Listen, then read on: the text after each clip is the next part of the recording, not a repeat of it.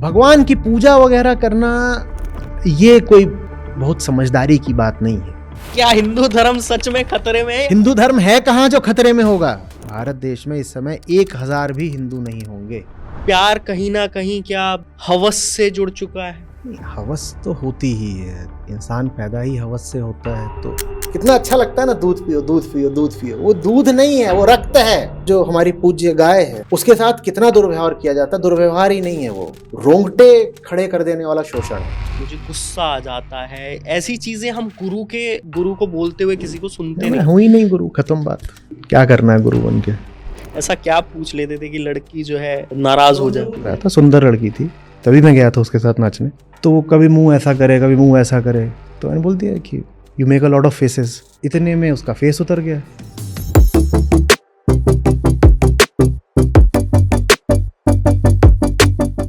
धारेति इति धर्म।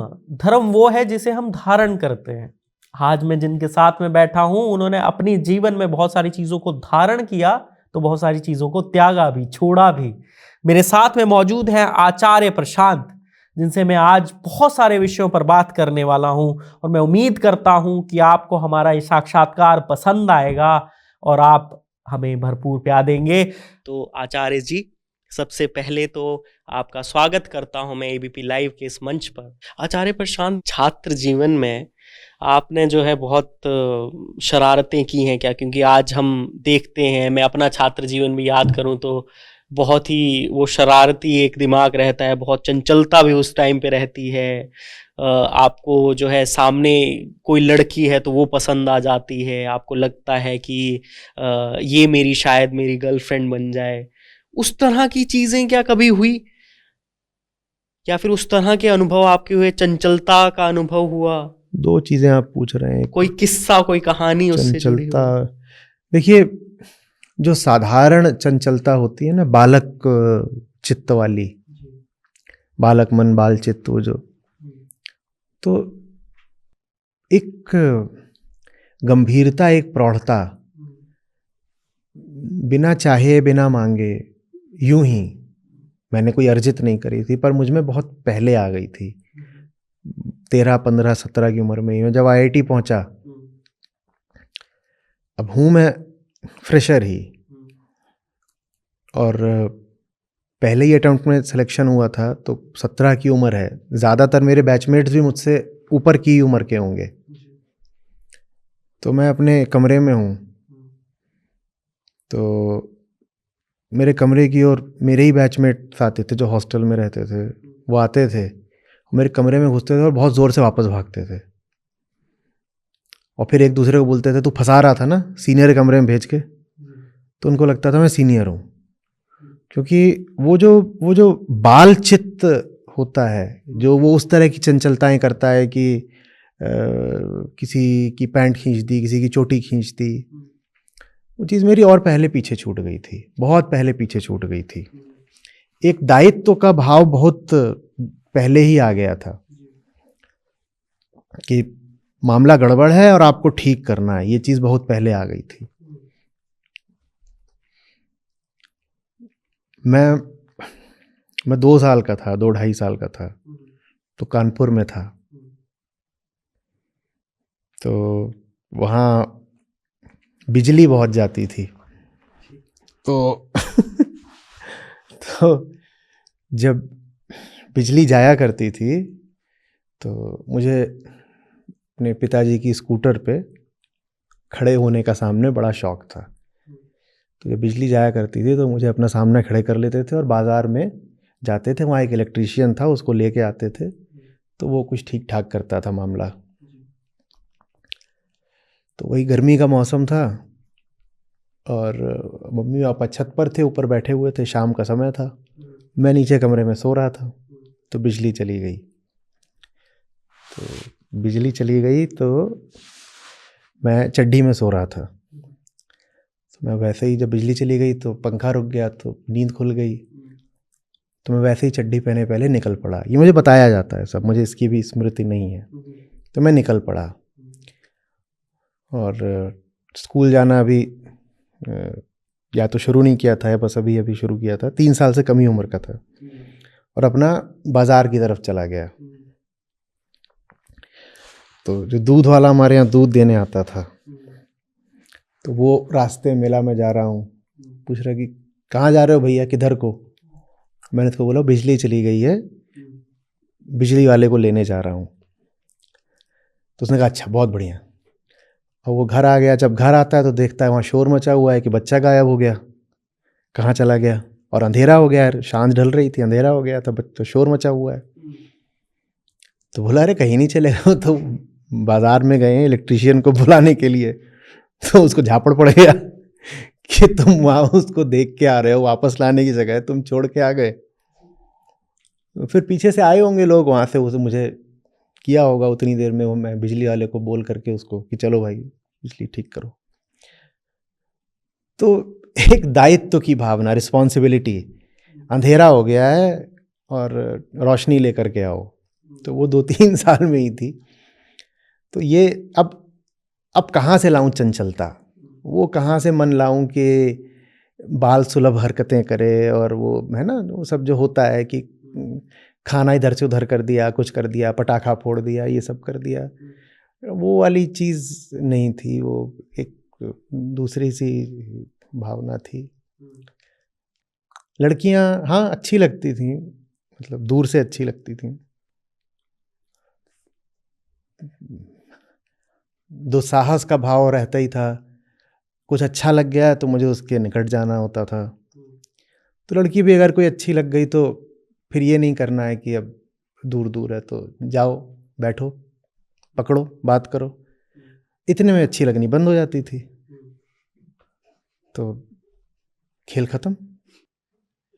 जी, बहुत इंटरेस्टिंग एक स्टोरी हमें मिली यहाँ पर, आपके बचपन से रिलेटेड और लड़कियों से रिलेटेड की प्यार के बारे में भी आपसे जो है काफ़ी इन डेप्थ मुझे एक चीज़ पता लगी। अब बुरा मान जाती थी ज़्यादातर, ज़्यादातर क्या बोलूँ, बहुत ज़्यादा। तो ये IIT मेरे बैच में मुश्किल से 10-20 लड़कियां थी। बाहर के कॉलेजेस वगैरह में इवेंट वगैरह में पार्टिसिपेट करने जाओ तो वहाँ पर सामना हो जाता था, मुलाकात हो जाती थी, तो कुछ डाइवर्स एक्सपीरियंसेस हो जाते थे। लेकिन 1-2 बार ऐसा हुआ तो फिर मैं समझ गया कि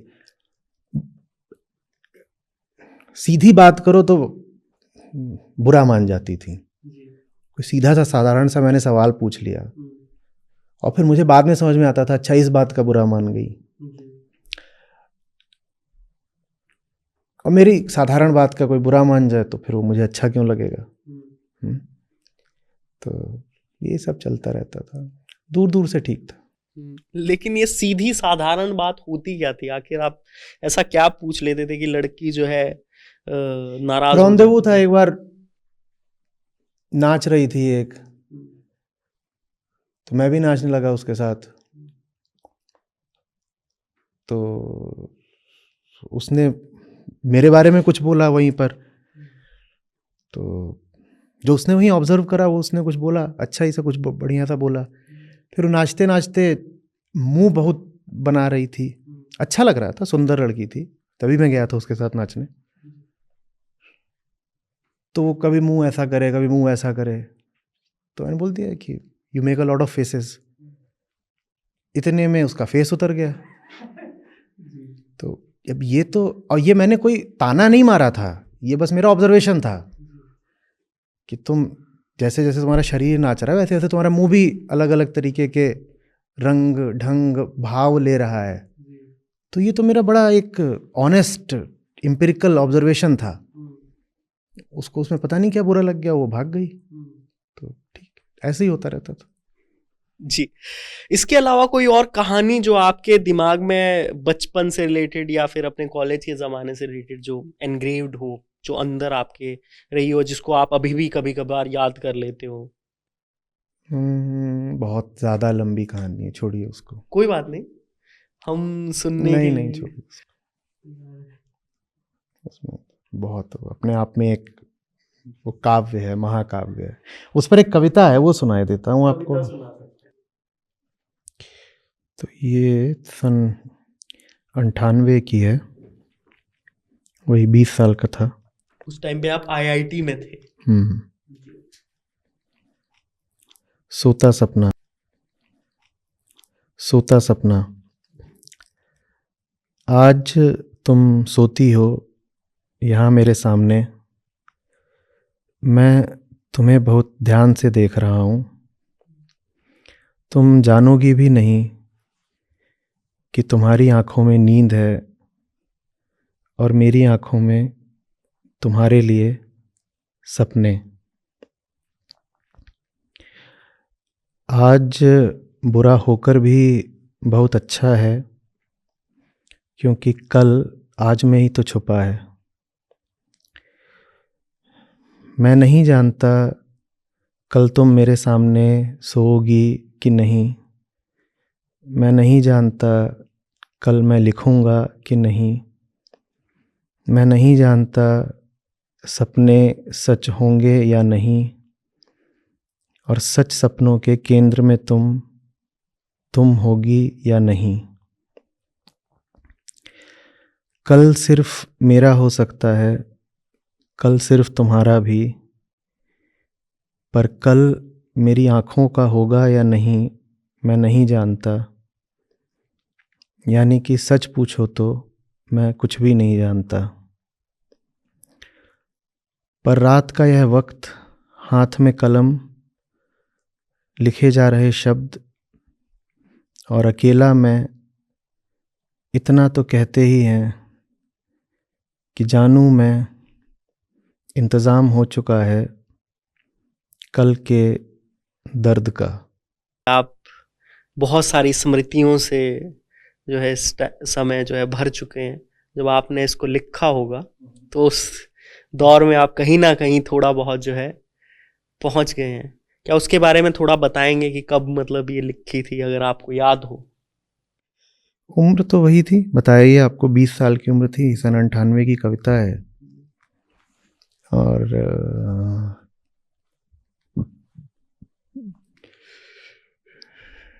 ठीक है, देखिए, बहुत चीज़ों से गुज़रना होता है। ज़िंदगी अगर जाननी है तो सब रंगों को जीना होता है। तो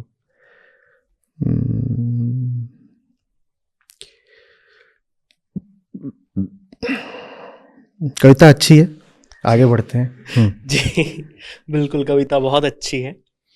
आगे बढ़ते हैं हम, और आगे मेरा सवाल आपसे ये है कि आज के दौर में क्या प्यार होता है? क्योंकि आज के, मैं जहां तक मतलब देखता हूं, या फिर आप भी अपने अनुभव से बताइएगा कि प्यार कहीं ना कहीं क्या अब हवस से जुड़ चुका है और उसी को हम प्यार मान बैठे हैं। नहीं, हवस तो होती ही है।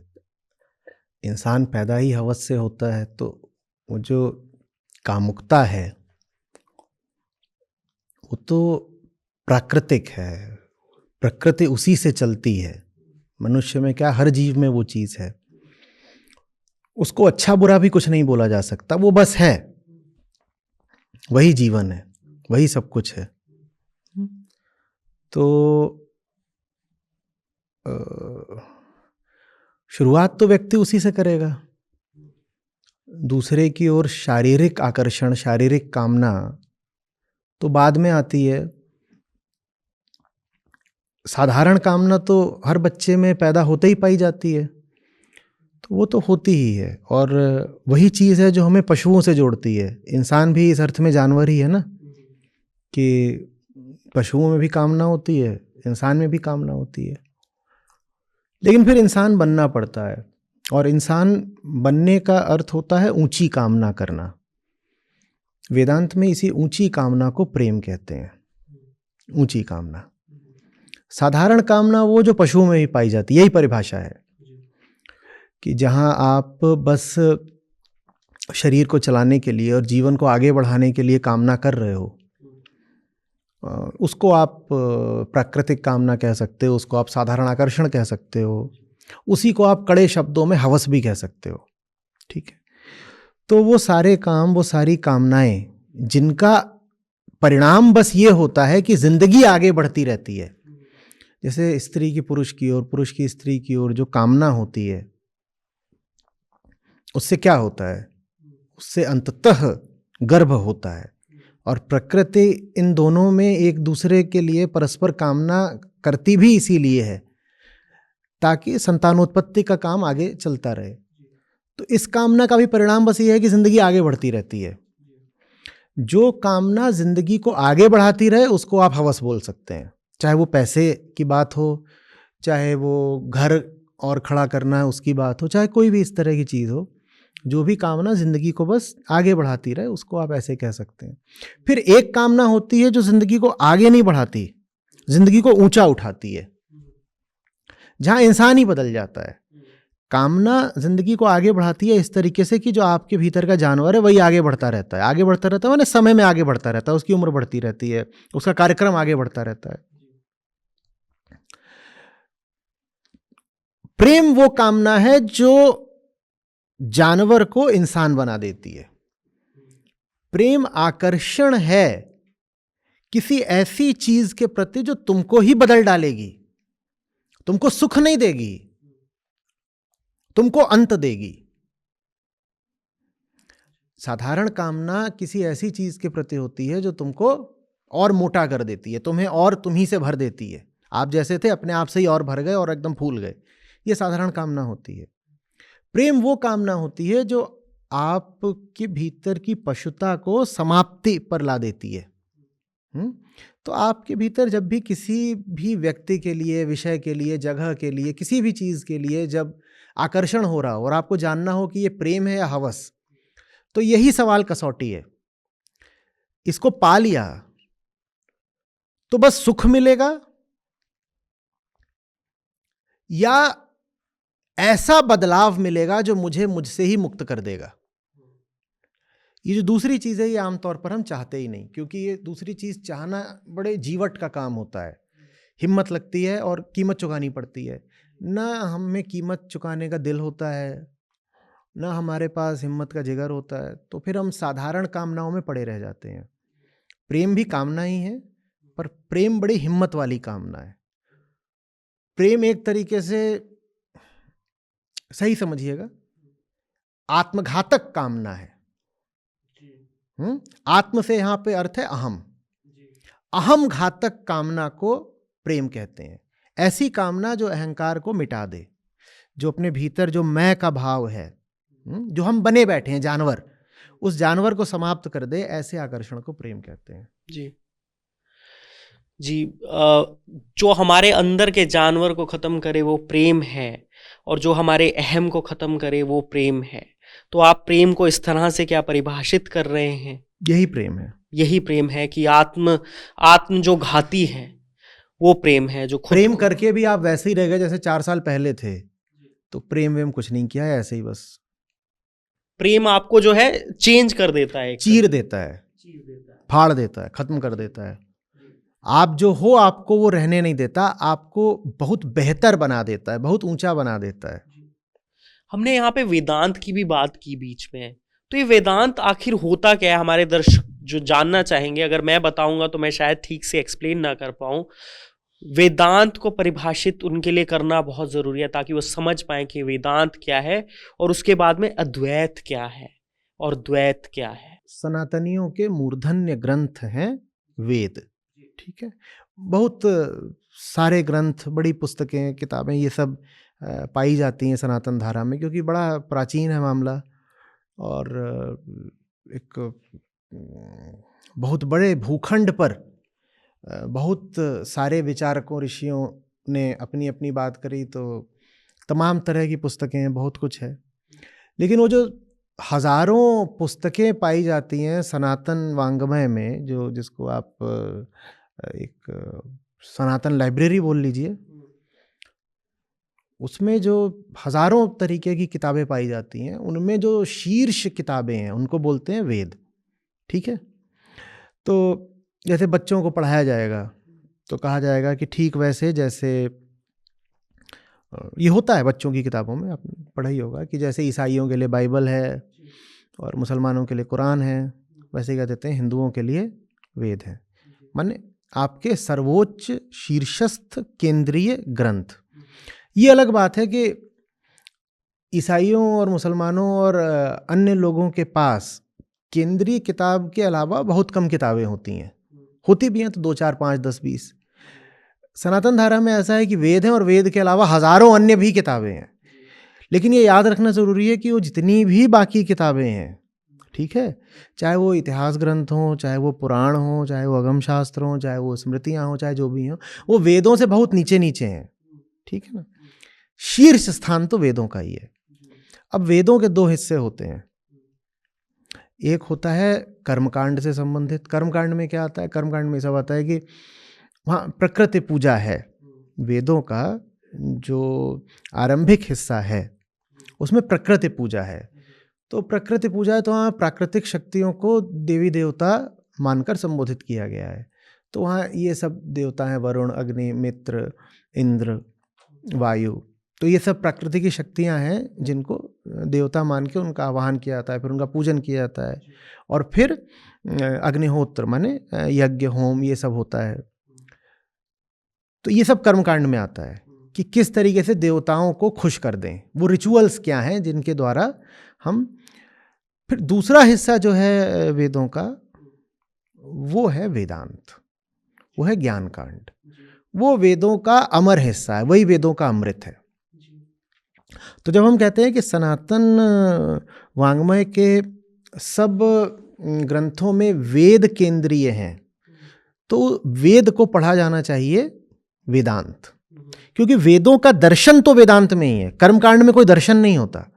कर्मकांड में तो बस ये होता है कि ऐसे कर लो, फिर ऐसे कर दो, फिर ये कर दो, जो प्रभु की उसका जो पूजा का जो पूरा चीज है वो उसमें मेंशन है। इस तरीके से पूजा करोगे तो ये फल मिल जाएगा। वहाँ पे वो काम में कर्म होते हैं कि आप सकाम पूजा कर रहे हैं प्रकृति की। ज्ञान कांड में बिल्कुल अलग हो जाता है मामला। वहाँ कहते हैं प्रकृति से परे जाना है। कर्म कांड में प्रकृति की हो रही है पूजा, वहाँ है प्रकृति की पूजा। और ज्ञान कांड कहता है प्रकृति से परे जाना है। तुम प्रकृति हो ही नहीं तो तुम कौन से देवी देवता की पूजा कर रहे हो? इससे कुछ लेना देना नहीं। और पूजा भी सकाम तो होनी ही नहीं चाहिए।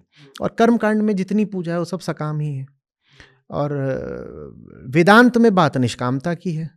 गीता का निष्काम कर्मयोग आपने सुना ही होगा। तो वेदांत फिर क्या है? आप ऐसे कह सकते हैं कि सनातनियों के केंद्रीय दर्शन को वेदांत कहते हैं। सनातनियों की केंद्रीय पुस्तक को उपनिषद कहते हैं। उपनिषदों में आप ब्रह्मसूत्र और भगवद गीता और जोड़ दीजिए, बस इतना। तो सनातनियों का केंद्रीय दर्शन क्या है? वेदांत। और सनातनियों की केंद्रीय पुस्तक क्या है? उपनिषद। अब हैरत यह है और अफसोस ये है कि लोग अपने आप को हिंदू बोलते हैं, सनातनी बोलते हैं, पर न तो उन्हें अपनी केंद्रीय पुस्तक पता है उपनिषद, न उन्हें अपना केंद्रीय दर्शन पता है वेदांत। और बहुत फिर भी अपने आप को शौक से और गर्व से कह देते हैं, गर्व से कहो मैं हिंदू हूँ। तुम हिंदू हो ही नहीं भाई। हिंदू होना कोई ऐसी बात थोड़ी है कि हिंदू घर में पैदा हो गए तो हिंदू हो गए, या होली दिवाली मना ली तो हिंदू हो गए, हाँ, या कि नाम हिंदी या संस्कृत या किसी अन्य भारतीय भाषा का रख लिया तो हिंदू हो गए। हिंदू ऐसे थोड़ी होते हैं। दुनिया में कुछ भी होने के लिए, किसी भी धार्मिक धारा से संयुक्त होने के लिए आपको उस धारा का ग्रंथ पता होगा ना, तभी तो आप उस धारा के कहलाओगे। आप कौन से हिंदू हो जिसको उपनिषद नहीं पता? आप हिंदू हो ही नहीं। फिर आप कौन से हिंदू हो जिसको वेदांत दर्शन की समझ नहीं है? आप हिंदू हो ही नहीं फिर। तो ये है वेदांत। वेदांत माने हिंदू धर्म, हिंदू धर्म माने वेदांत। ये दोनों एक हैं, बिल्कुल एक दूसरे से समानार्थी। अब यहाँ पे मेरा एक सवाल आता है कि फिर ये द्वैत अद्वैत ये सब क्या है? वेदांत से पहले किस्सा पूरा द्वैतात्मक था, ठीक है। प्रकृति पूजा हो रही है ना, प्रकृति पूजा का मतलब ही है द्वैत। द्वैत का मतलब होता है दो सच्चाइयां। दो सच्चाइयां, दो हैं, इसको द्वैत कहते हैं। दो प्रतीत हो रहे हैं और दोनों सच हैं, दो सच्चाई। तो वेदों से पहले भी भारत में ज्ञान की एक व्यवस्था और एक परंपरा थी, और वो पूरी द्वैतात्मक थी। ठीक है, जहां आप प्रकृति की पूजा कर रहे हो, प्रकृति की पूजा माने द्वैत होता है। अब इस माहौल में वेदांत ने आकर के आपको बहुत समझाया कि साहब ये जो द्वैत है यही तो आपके दुख का कारण है, और दुख से मुक्ति मात्र द्वैत में संभव है। लेकिन वो एक पुरानी परंपरा है, और पुरानी परंपराएं अक्सर नए ज्ञान के सामने झुकती नहीं है। नया ज्ञान कितनी भी सच्ची बात बता दे, कोई आकर के, कि कोई गांव है मान लीजिए जिसमें कुछ पुरानी प्रथाएं परंपराएं चलती हैं, उसमें कोई ज्ञानी आकर के कितना भी समझा ले, लोग ऊपर ऊपर से समझ जाएंगे, लेकिन भीतर ही भीतर वो अपनी पुरानी परंपराओं को फिर भी मानते चलेंगे। क्यों मानते चलेंगे? क्योंकि पुरानी परंपराओं में सहूलियत है, पुरानी परंपरा हल्की है, उसमें बहुत वजन नहीं है, बहुत दम नहीं है, और इसीलिए उसमें अहंकार को सुविधा है। पुरानी परंपरा में सच नहीं है, इसीलिए उसमें अहंकार को सुविधा है। तो जो द्वैत की बात थी वो चलती गई, वेदांत के बाद भी चलती गई, वेदांत के बाद भी चलती गई, इतनी विकृत हो गई। वेदांत साफ साफ समझा रहा है कि अद्वैत ही है, इतनी विकृत हो गई कि फिर वैदिक धर्म को सुधारने के लिए गौतम बुद्ध और वर्धमान महावीर को दो नई धाराएं ही तोड़नी पड़ी। क्योंकि वैदिक धर्म बिल्कुल विकृत हो गया। विकृत क्यों हो गया? क्योंकि वेदांत दर्शन का लोगों ने उल्टा पुल्टा अर्थ करना शुरू कर दिया। उन्होंने वेदांत दर्शन को अपनी पुरानी जो अवैदिक मान्यताएं थीं उनसे मिश्रित कर दिया। तो फिर उसमें वो सब क्या आ गया कि बलि दो और ये करो और वो करो, तमाम तरह की हिंसा आ गई। आपने कभी सोचा है कि बुद्ध और महावीर दोनों की देशना में अहिंसा इतनी केंद्रीय क्यों है? इसलिए है क्योंकि ये जो पूरी प्रकृति पूजन की बात थी उसमें ये होम देना, आहुति देना, बलि करना, ये सब खूब था, और उसमें जानवर कट रहे थे, नुकसान हो रहा था आम किसान का जिसके जानवर होते थे, और फायदा हो रहा था पुरोहित वर्ग का। तो बुद्ध को, महावीर को कहना पड़ा, इधर हिंसा बंद करो। उसके आध्यात्मिक और आर्थिक दोनों कारण थे, आध्यात्मिक भी, आर्थिक भी और सामाजिक भी। तो ये सब होता रहा। अब बुद्ध का धर्म चला वेदों के बाद, उसको भी विकृत कर दिया लोगों ने। फिर जाकर के बुद्ध के 1000 साल से ज़्यादा जब बीत गए तो आचार्य शंकर आए। उन्होंने कहा तो सब कुछ ही उल्टा पुल्टा पड़ा हुआ है। पहली बात तो जो वेदांत का मूल दर्शन था वो लोग भुला चुके हैं। इतना ही नहीं हुआ है, वेदांत को पीछे करके जो बौद्ध धर्म आया वो भी बुरी तरीके से विकृत और मलिन और मिश्रित हो चुका है। तो फिर उन्होंने सीधे सीधे एकदम शुरुआत पे जा करके मूल से अद्वैत वेदांत की स्थापना की दोबारा। उन्होंने कहा ये बात है, ये वेदांत है। तो देखिए आचार्य शंकर बिल्कुल वही कर रहे हैं जो कि वेदांत ने करा था करीब 2500 साल पहले। आचार्य शंकर से 2500 साल पहले वेदांत ने क्या करा था कि प्रकृति पूजन और द्वैत का जो कार्यक्रम था उसको हटा करके एक साफ नया दर्शन दिया था। और जो पुराना कार्यक्रम था प्रकृति पूजन वगैरह का, वो तो वेदों के भी पूर्वार्ध में पाया जाता है, कर्मकांड में। वेदांत ने कहा ये सब हटाओ तुम, है ना, जो असली बात है वो करो, और असली बात है अद्वैत। वहां भी अद्वैत आया और साफ बात करनी चाहिए, लेकिन अद्वैत हारा, और उसका प्रमाण ये है कि हिंसा आ गई खूब। उसके बाद फिर आचार्य शंकर आते हैं, उन्होंने फिर से अद्वैत की स्थापना करी और घूम घूम करके तमाम पीठों की, मठों की स्थापना करी, शास्त्रार्थ करे, जितने लोग समझ नहीं रहे थे उनको समझाया और ये सब करा।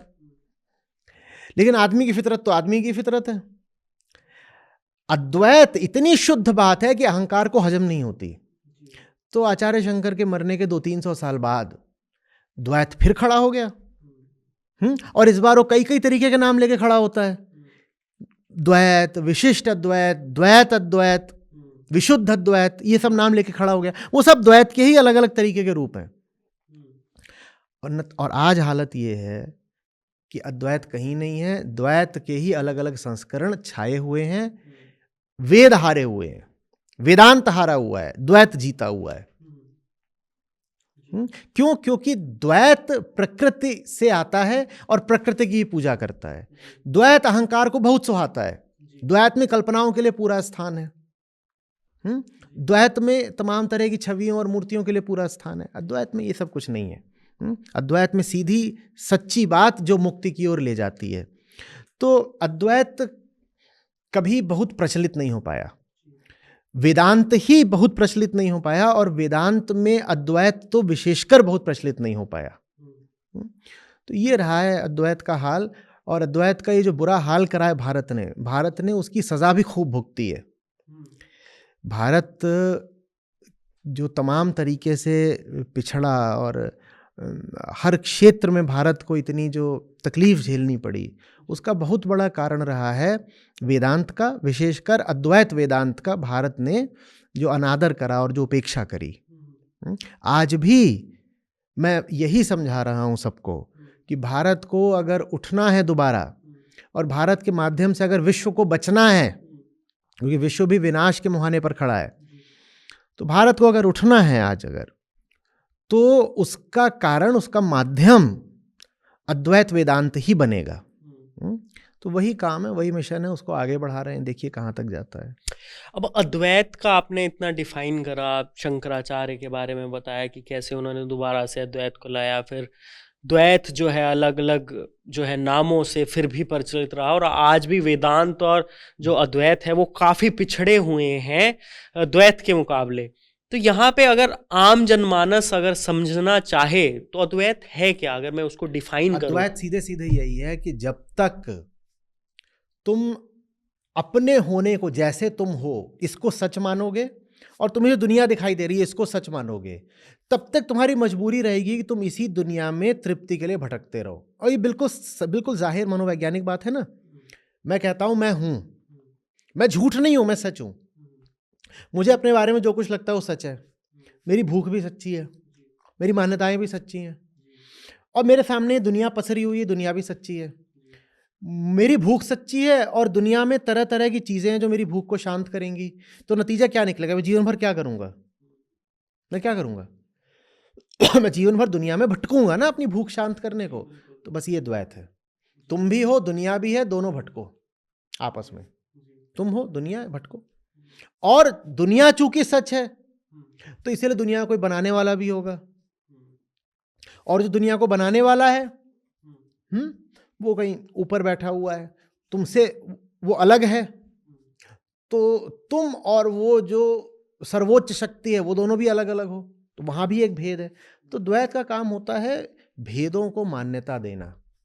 दिक्कत बस ये है कि भेद को आप जितनी मान्यता देंगे, आपका जीवन उतने बंधन और उतनी गुलामी, उतने दुख में बीतेगा। ये है द्वैत।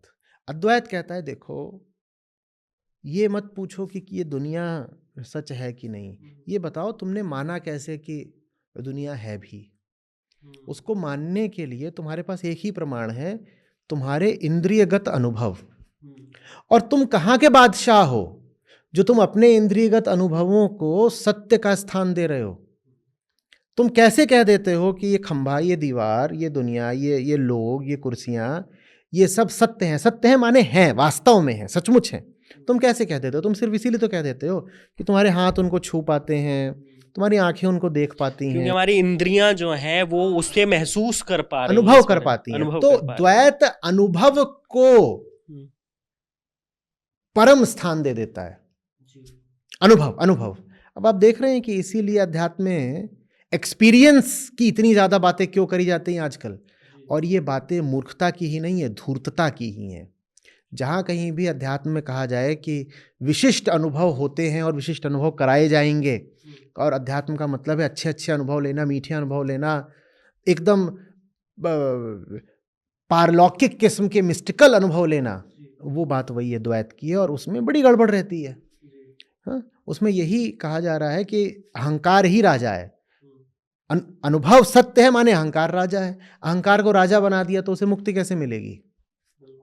यहाँ पे बहुत अच्छी आपने एनलाइटनिंग बात बताई दर्शकों को हमारे। अब मैं आपसे एक सवाल करना चाहूँगा।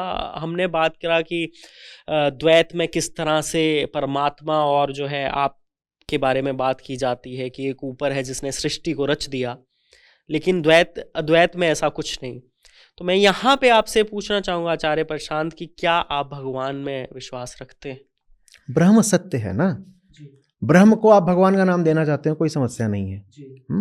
पर किसी छवि को, दुनिया से संबंधित, किसी भी तरीके से दुनिया से संबंधित किसी कहानी को आप भगवान का नाम देना चाहते हैं, तो वो बात बचपन की, बालक बुद्धि की बात है वो। ब्रह्म सत्य है। देखिए, चेतना का खेल है ये सारा, ठीक है। चेतना जब अशुद्ध होती है तो व्यक्ति को 50 तरीके की चीजें भी दिखती हैं और उन चीजों में सार्थकता भी दिखती है, ठीक है। शुद्ध चेतना को ही ब्रह्म कहते हैं, शुद्ध चेतना को ही ब्रह्म कहते हैं। जीवन का उद्देश्य है चेतना को शुद्ध करना और ब्रह्मस्थ हो जाना। उसी को कृष्ण कहते हैं ब्राह्मी स्थिति को प्राप्त करना, ठीक है। भगवान की पूजा वगैरह करना ये कोई बहुत प्रौढ़ता की, बहुत समझदारी की बात नहीं है। ब्रह्म उपासना बिल्कुल अलग चीज होती है। ब्रह्म उपासना का अर्थ होता है जो कुछ भी इंद्रियगत और अहंकारगत झूठ है, मुझे वो काटना है, मुझे मात्र सत्य से प्रयोजन है, दुनियादारी से नहीं। ये है ब्रह्म उपासना, ठीक है। आप ब्रह्म को ही भगवान कहना चाहें तो कोई समस्या नहीं। कुछ साल पहले तक मैं गॉड शब्द का इस्तेमाल कर लेता था। जब मैं गॉड बोलता था तो उससे मेरा आशय ब्रह्म ही होता था। अब उसकी वजह से लोगों को थोड़ा संशय होने लग गया, तो मैंने गॉड शब्द भी हटाया। अब मैं सिर्फ ट्रुथ बोलता हूँ। तो अगर भगवान माने ब्रह्म या भगवान माने आत्मा तो ठीक है, पर अगर भगवान माने सृष्टि का रचयिता वगैरह, तो साहब यहाँ ये सृष्टि ही नकली है, सृष्टि ही कौन सी है, जो चीज़ है नहीं उसको रचने वाला कहाँ से असली हो गया, तो फिर उसमें कोई दम नहीं है भगवान की बात में। जी। अब यहाँ पे मेरा एक और सवाल आपसे आता है आचार्य प्रशांत, कि हमने हिंदू के बारे में बात करी, हिंदुओं के बारे में बात करी, तो आज की डेट में कौन असली हिंदू हैं उसके बारे में आप मुझे ज़रा बताइए। किसको मैं असली हिंदू बोलूं? जो मुक्ति मात्र को जीवन का लक्ष्य बनाता है, वेदांत में दीक्षित है, वो हिंदू है। उनके अलावा जो अपने आप को हिंदू बोलते हैं, कोई नहीं हिंदू है। मैं जहाँ से देखता हूँ इस समय भारत देश में अगर 1000 भी हिंदू हों तो बहुत बड़ी बात है। भारत देश में इस समय 1000 भी हिंदू नहीं होंगे। और तुर्रा ये कि हिंदू लोग शोर मचाते हैं कि हिंदू धर्म खतरे में है। जी, मैं आपसे पूछने ही वाला था कि क्या हिंदू धर्म सच में खतरे में है या कोई भी धर्म खतरे में है क्या? हिंदू धर्म है कहाँ जो खतरे में होगा? कुछ होना चाहिए ना खतरे में होने के लिए। ठीक वैसे जैसे आप कहते हैं कि दुनिया है, और मैं पूछता हूं है कहाँ, वैसे ही आप कहते हैं हिंदू धर्म खतरे में। मैं कह रहा हूं हिंदू धर्म है कहाँ? रीति रिवाज हैं, मान्यताएं हैं, अंधविश्वास हैं, एक खिचड़ी सी अधपकी सी संस्कृति है जिसको लोग सर पे बैठाए रहते हैं। हिंदू धर्म है कहाँ? हिंदू होना कोई सस्ती बात होती है क्या? हिंदू होने के लिए बड़ी पात्रता चाहिए। ऐसे नहीं हिंदू हो जाते आप कि शर्मा जी और वर्मा जी के घर में लड़का पैदा हुआ है तो हिंदू हो ही गया, काहे कि बाप का नाम शर्मा है। वर्मा जी की लड़की है तो हिंदू हो ही गई क्योंकि बाप का नाम वर्मा है। ऐसे नहीं हिंदू हो जाते। जन्म से तो शरीर मिलता है, और शरीर तो पशुओं को भी मिलता है। जन्म से धर्म कैसे मिल सकता है? धर्म तो पाना पड़ता है। और बहुत कम हिंदू है। मैं कह रहा हूं देश में अगर 1000 भी निकले तो मुझे बड़ी प्रसन्नता होगी, राहत होगी, जिन्होंने सचमुच हिंदू होने का सौभाग्य अर्जित किया हो। हिंदू होना तो जैसे एक पदवी है, एक प्रशस्ति पत्र है जो अर्जित करना पड़ता है। कहाँ कोई मतलब ही नहीं है हिंदू होने का। क्या आपको कैसे बोलता है वो हिंदू है? कहते देखिए साहब, हम दिवाली पटाखे फोड़ते हैं, होली पे रंग खेलते हैं, राखी पे धागा बांधते हैं, तो हम हिंदू हैं। ऐसे थोड़ी हिंदू हो जाते हैं जी। तो क्या हिंदू खतरे में है? उसके बारे में बताइए। बहुत खतरे में है, और अपने आप से ही खतरे में है। जब आप हिंदू पैदा ही नहीं कर रहे हैं तो हिंदू बचेगा कौन? घर में बच्चा पैदा होता है, हम उसको वेदांत पढ़ा रहे हैं क्या? नहीं पढ़ा रहे हैं तो हिंदू कहाँ बचा? आप कोई कारण देखते हैं कि क्यों हिंदुओं के घरों में जो है आपको वेद नहीं मिलेंगे, या फिर उन्हें उपनिषदों के बारे में पता नहीं होगा? क्योंकि एक संस्कृति चल रही है जो कह रही है हिंदू होने के लिए वेद पढ़ना जरूरी नहीं है। हमारे धर्म की सबसे बड़ी दुश्मन हमारी संस्कृति है। और गंदी से गंदी, खतरनाक से खतरनाक बात यह है कि हम उस संस्कृति को पूजते हैं, हम कहते हैं हिंदू संस्कृति। ये जो हिंदू संस्कृति है यही हिंदू धर्म की सबसे बड़ी दुश्मन है, जिसको आप हिंदू संस्कृति कहते हैं। और आजकल तो खूब चल रहा है ना सांस्कृतिक राष्ट्रवाद वगैरह। ये जिसको आप हिंदू संस्कृति कह रहे हैं यही हिंदू धर्म को खत्म कर रही है।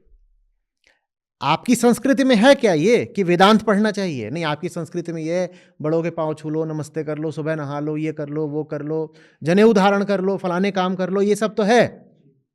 आपकी संस्कृति में वेदांत कहाँ है? आपकी संस्कृति में जीवन मुक्ति कहाँ है? आपकी संस्कृति में ये तो है कि दिवाली पटाखे फोड़ लो, इसको आप कहते हैं it's part of Indian culture. आपकी संस्कृति में राम का योग वाशिष्ठ है कहीं पर?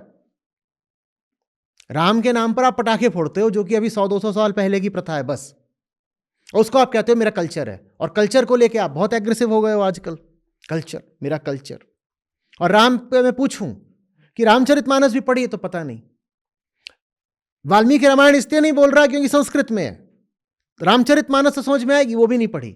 और अभी मैं और आगे पूछूं योग वाशिष्ठ सार, कोई मतलब ही नहीं। हिंदू है कहां? हिंदू कहां है? बस यूं ही घूम रहे हैं कि अरे भगवा पहन लिया है, तिलक लगा लिया है, चोटी कर ली है, कि जनेऊ डाल लिया है तो हम हिंदू हैं। ऐसे हिंदू हो जाते हैं? ऐसे तो नाटक करा जाता है भाई। एक व्यक्ति जब कोई चरित्र अभिनीत करता है, रोल प्ले करता है, तो वो ये सब कर सकता है ना। ये तो रोल प्लेइंग है, ऊपर ऊपर कोई भी कर सकता है। ये तो कोई भी कर सकता है ना कि मैं ये चीजें करता हूं, मैं इस तरीके से बैठ के खाना खाता हूँ, मैं इस भाषा में बात करता हूँ, मैं तिलक डालता हूँ, मैं ये करता हूँ, मैं वो करता हूँ, मैं फलाने तरह की पगड़ी पहनता हूँ, मैं फलानी मान्यताओं में विश्वास करता हूँ। ये सब तो ऊपरी बातें हैं, सतही बातें हैं। इनसे कोई व्यक्ति धार्मिक थोड़ी हो जाता है। धार्मिक होने के लिए आध्यात्मिक होना पड़ता है ना। धर्म के केंद्र में अध्यात्म बैठा है ना। हाँ, आध्यात्मिक कौन सा हिंदू है बताइए तो? जो अपने आप को धार्मिक बोलते हैं विशेषकर, वो तो बिल्कुल ही आध्यात्मिक नहीं है। जन्माष्टमी मना रहे हैं, गीता आज तक पढ़ी नहीं। जब गीता तुमने आज तक पढ़ी नहीं तो तुम्हें कृष्ण का महत्व कैसे पता? जब तुम्हें कृष्ण का महत्व ही नहीं पता तो तुम कृष्ण का जन्म मना किस लिए रहे हो? स्वांग है ना, पाखंड है बस। जब तुमने गीता आज तक समझी ही नहीं तो तुम्हें कैसे पता कि कृष्ण पूजनीय है? और जब तुम्हें पता ही नहीं कि कृष्ण पूजनीय है तो तुम जन्माष्टमी काहे को मना रहे हो? किसका तुम फिर उत्सव मना रहे हो? उत्सव तो किसी मूल्यवान के होने का मनाया जाता है ना। कृष्ण का मूल्य तो गीता में निहित है। गीता मुझे बताइए कितने लोगों ने पढ़ी है, कितने हिंदुओं ने पढ़ी है? और थोड़ा बहुत वो जो महाभारत आती थी कर्मण्येवाधिकारस्ते, उतना लोगों को पता होता, उससे ज्यादा भी नहीं करो। क्या पता? कितने उपनिषद है पूछ लो, नहीं पता होगा। 4 उपनिषद के नाम नहीं पता होंगे। गीता के एक श्लोक से दूसरा श्लोक बता दो, नहीं पता होगा। अध्याय कितने, नहीं पता होंगे। एक अध्याय दूसरे अध्याय में संबंध क्या है, नहीं बता पाएंगे।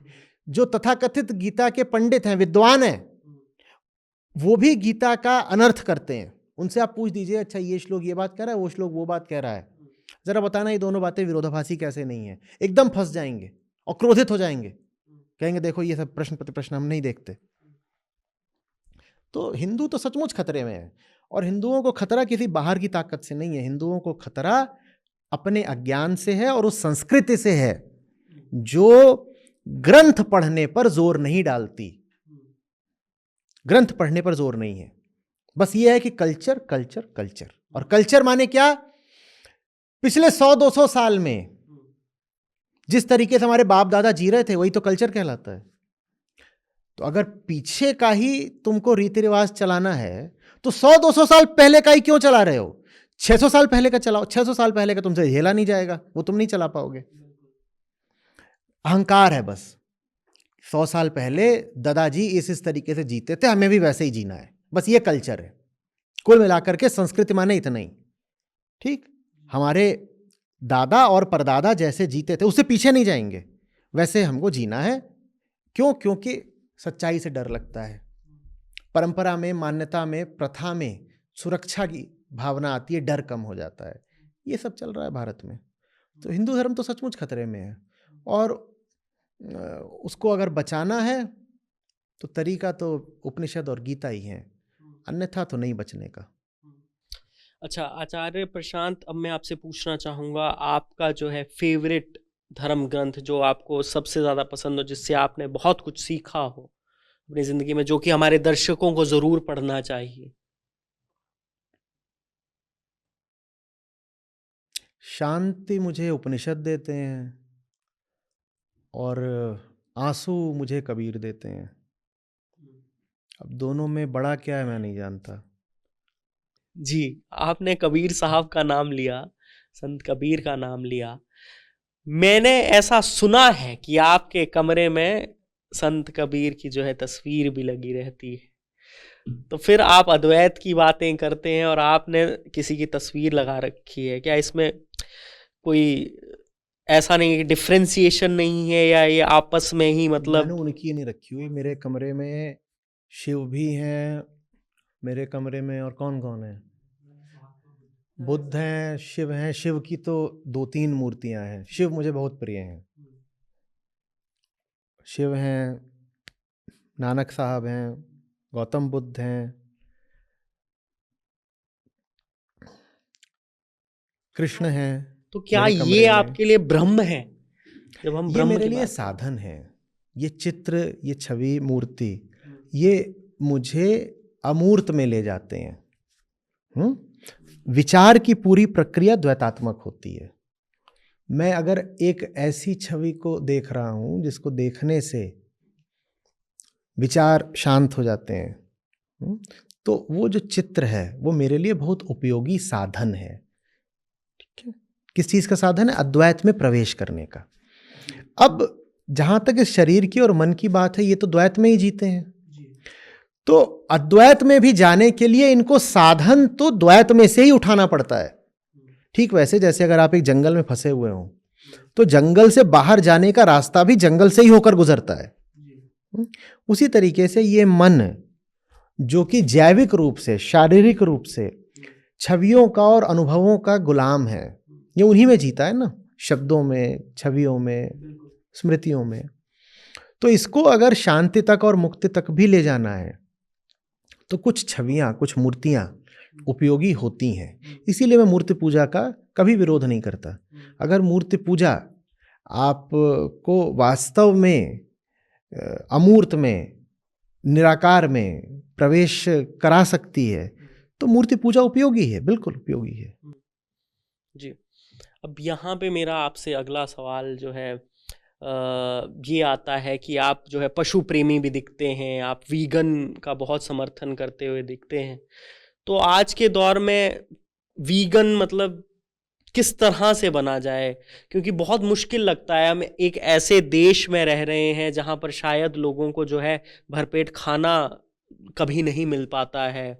बहुत लोग 2 वक्त की रोटी जो है जुटाने के लिए जो है बहुत मशक्कत करते हैं, और उस दौर में हम अगर वीगन की बात करते हैं तो हम शायद बहुत ही अल्ट्रा मॉडर्न वे में जो देखिए, है उस जिस चीज़ को ले रहे हैं। आदमी के पास 2 वक्त की रोटी नहीं है ना, वो आपका पॉडकास्ट भी नहीं देख रहा। जी, ठीक है, ये जो पूरी बातचीत है जो लोग सुन रहे हैं उनके पास 2 वक्त की नहीं 10 वक्त की रोटी है।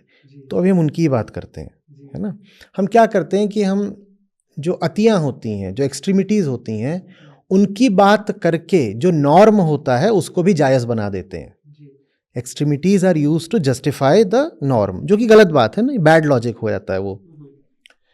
तो आम आदमी है, उसको क्या समस्या आ रही है? समस्या बस ये आ रही है कि तुमको पता ही नहीं है कि तुम जो पी रहे हो दूध नहीं हो, खून है। और वो पता तुम्हें इसलिए नहीं क्योंकि पता करने में तुम्हारा स्वार्थ आड़े आता है। पता कर लोगे अगर तो जिस तरीके की आदतें वगैरह हैं वो बदलनी पड़ेंगी। बिल्कुल। तो जो चीज बिल्कुल प्रत्यक्ष होनी चाहिए, एकदम सामने सोचने वाली कोई उसमें बात ही नहीं, दिखनी चाहिए, हमें वो भी नहीं दिखाई देती। हम कभी अपने आप से पूछते नहीं हैं कि ये जो गाय भैंसें होती हैं जब इनका प्रजनन काल समाप्त हो जाता है, जी माने हो गई 6 वर्ष या 8 वर्ष की हो गई, उसके बाद ये गर्भ नहीं ले सकती, जी तो उसके बाद इनका क्या होता है? क्योंकि इनको उसके बाद भी 6-8 वर्ष और जीना होता है, तो इनका क्या होता है फिर? ये हम कहीं पूछते ही नहीं अपने आप से।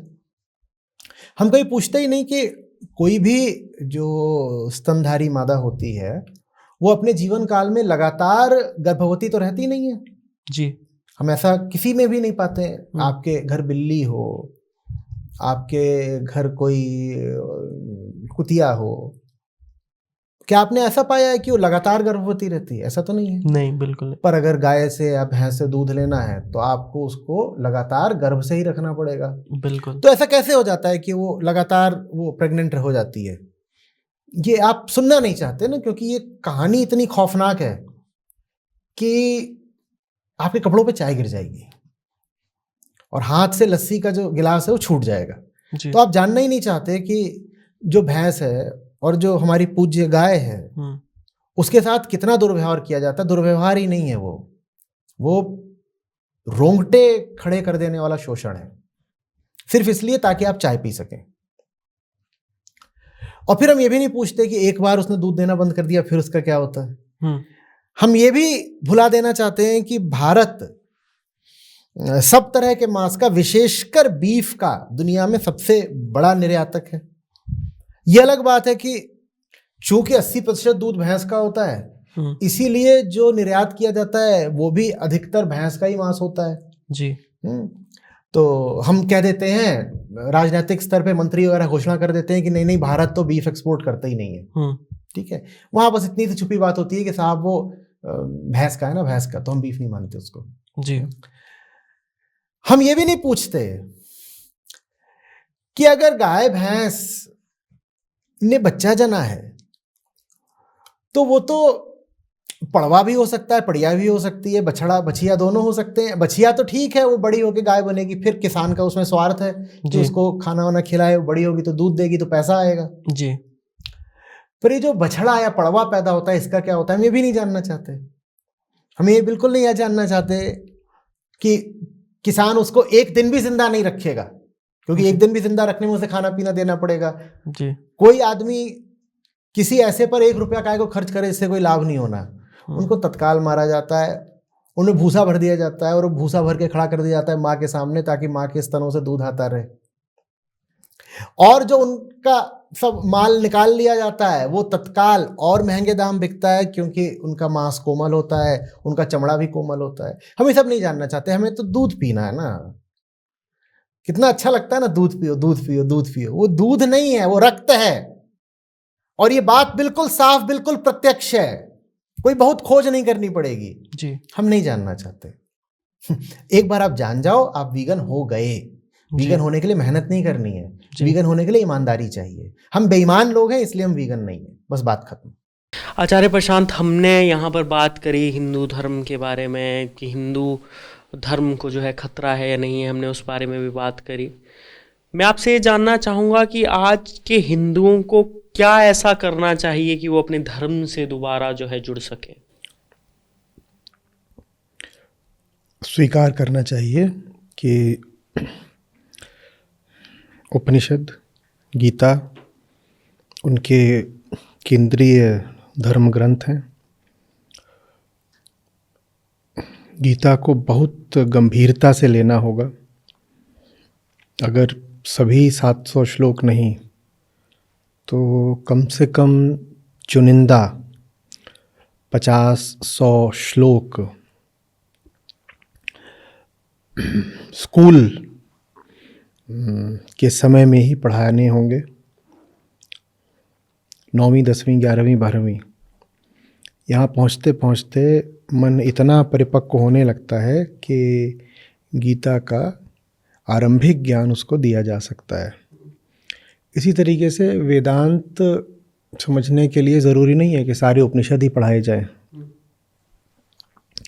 जो प्रमुख श्लोक हैं और महावाक्य हैं, लगभग ऐसे 50 वाक्यों की और श्लोकों की और श्लोकों के अंशों की एक सूची बनाई जा सकती है, और वो अनिवार्य होनी चाहिए सब भारतीयों के लिए, और मैं ये नहीं कह रहा हूँ सब हिंदुओं के लिए, सब भारतीयों के लिए, क्योंकि उसमें जो बात है वो मूलतः धार्मिक है। उससे फिर धर्म को खतरा कैसे हो सकता है? कोई बोले कि मैं किसी और धर्म का हूँ या मज़हब को हूँ, इस वजह से मुझे उपनिषदों से खतरा है, ये बात बिल्कुल भी ठीक नहीं है। तो ये जो शिक्षा है, अंदरूनी भीतरी शिक्षा, स्वयं की शिक्षा, जीवन शिक्षा, ये सभी के लिए अनिवार्य होनी चाहिए। और इतना ही पर्याप्त है, ये खुशखबरी है, इससे बहुत ज़्यादा नहीं करना है। मनुष्य का सबसे बड़ा दुश्मन झूठा ज्ञान होता है, और झूठे ज्ञान की काट होता है आत्मज्ञान। तो आत्मज्ञान अगर 8वीं 9वीं से शुरू करके कॉलेज के वर्षों तक मिला है किसी छात्र को, छात्रा को, तो फिर जीवन में उसके भटकने की संभावना बहुत कम हो जाती है।